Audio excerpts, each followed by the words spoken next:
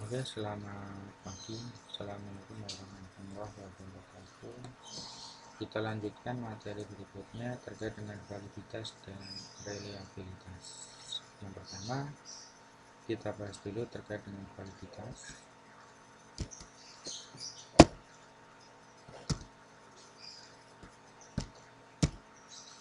Gimana validitas? Itu untuk menguji sebuah instrumen. Jadi tatkala kita menggunakan kuesioner misalkan untuk sebuah riset penelitian, maka kita harus uji dulu apakah instrumen tersebut valid atau tidak. Setelah instrumen tersebut betul-betul valid, baru kita gunakan untuk riset atau untuk penelitian. Maka di sini kita akan belajar bagaimana menguji validitas dan reliabilitas. Sebelum pertama kita uji dulu tentang valid, kebenaran atau kesohihan alat atau instrumen tersebut untuk bisa menguji. Maka sebagai contoh di sini kita ingin melihat terkait dengan motivasi.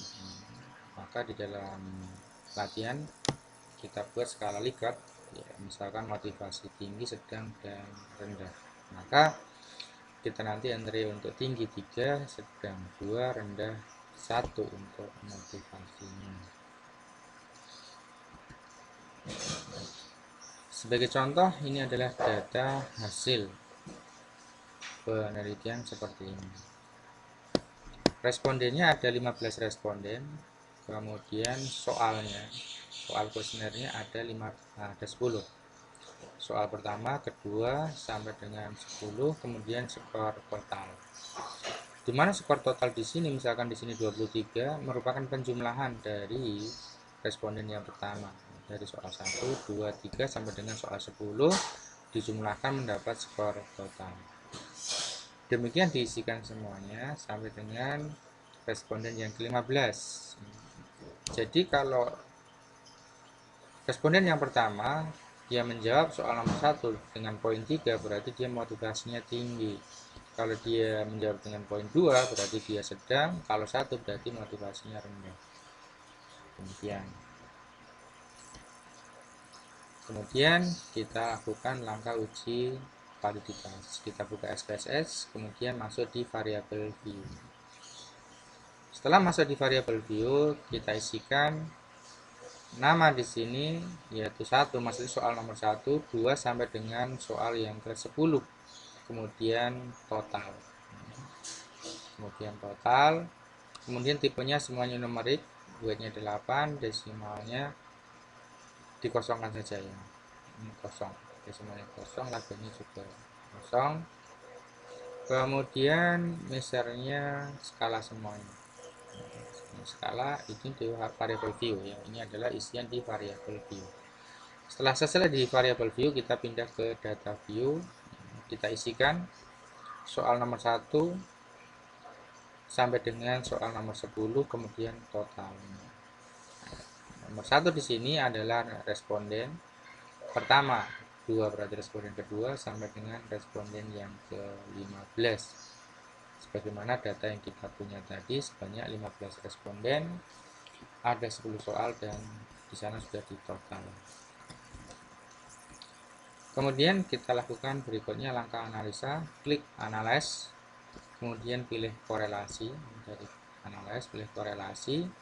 Nah, soal nomor 1 sampai dengan 10 plus dengan total tadi dimasukkan ke sini. Di blok masukkan ke sini, di blok masukkan ke sini.